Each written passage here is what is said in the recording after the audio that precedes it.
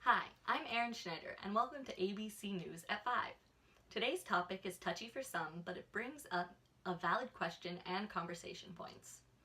According to Statistia, the statistics portal, with statistics and studies from more than 22,500 sources, as of 2017, 81% of Americans have a social networking profile. This means almost everyone has a presence online and is exposed to social media. With so much of our population active online, with an emphasis on our youth, what goes on there can affect us all. Recently, the internet has rung with phrases such as, "I'm depressed," "OMG, I'm so bipolar today," KMS, along with pictures of bloody wrists, open pill bottles, and stick-thin bodies. These posts are liked and reblogged, gaining more and more attention, but for all the wrong reasons. The world is no stranger to the struggle of mental illnesses. According to the National Alliance on Mental Illnesses, 1 in 5 adults experience mental illnesses in a single year. The list is endless. Depression, anxiety, anorexia, bulimia, bipolar disorder, and schizophrenia are just a few of the examples affecting our population. The more common it becomes to see these disturbing posts, the more we are minimizing the actual struggle that people with mental disorders are facing.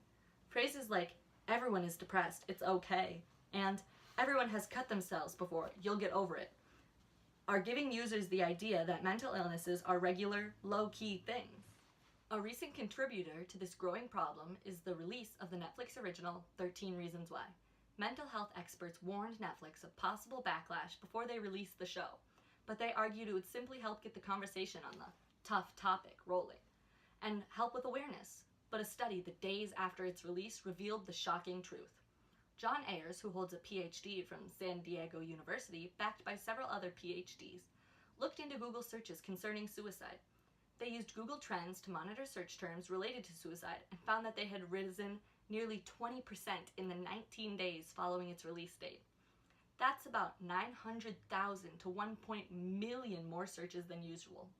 The researchers say it is unclear if the searches led to an increase of actual suicide attempts, but they noted there is typically a correlation and that, quote, "searches for precise suicide methods increased after the series release suggests 13 Reasons Why, in its present form, has both increased suicide awareness while unintentionally increasing suicidal ideation," says Ayers.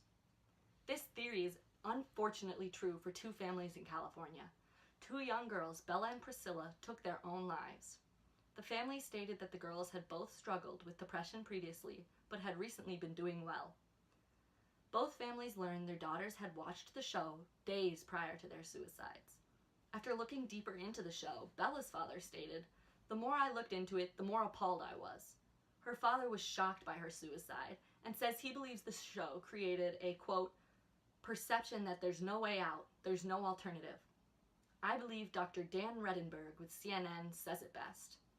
It has definitely started a conversation about suicide, but it hasn't been the right one. We'll be back in just a couple minutes.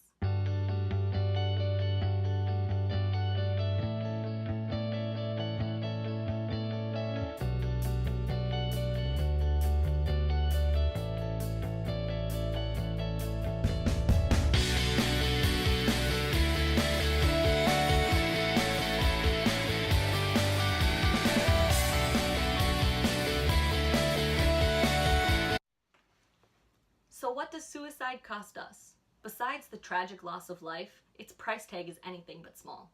Donald Shepard, a professor at the Schneider Institute of Health Policy at Heller School in Brandeis University, along with his team, share in their article, "Suicide and Suicidal Attempts in the United States, Costs and Policy Implications," that the estimated cost of nationwide suicides is $93.5 billion as of 2013. That is 2.1 times higher than the previous study in 2010. The increase in price and death should be enough for us to step back and examine what we are doing wrong online. With teenagers spending more and more time on Instagram and Twitter, it is important we make sure these are safe spaces for them and ourselves. The posts are given attention because of the tragic aesthetics. One after the other, quotes about not eating, pictures of self-harm, gifs of sobbing celebrities all flood people's timelines. Entire blogs are dedicated to depression, anxiety, anorexia, and collect more and more followers about any blog being happy or healthy. Each post sensationalizes mental illness. They disgustingly distinguish these diseases as desirable. Technology and social media are becoming bigger and bigger parts of our world, but we are the ones in control. Instead of reblogging the pictures and favoriting the sad tweets, we need to demand the end of glorification of mental illnesses. Support your family and friends that are struggling. These diseases aren't just a trend. Tune back in next week for more on other topics.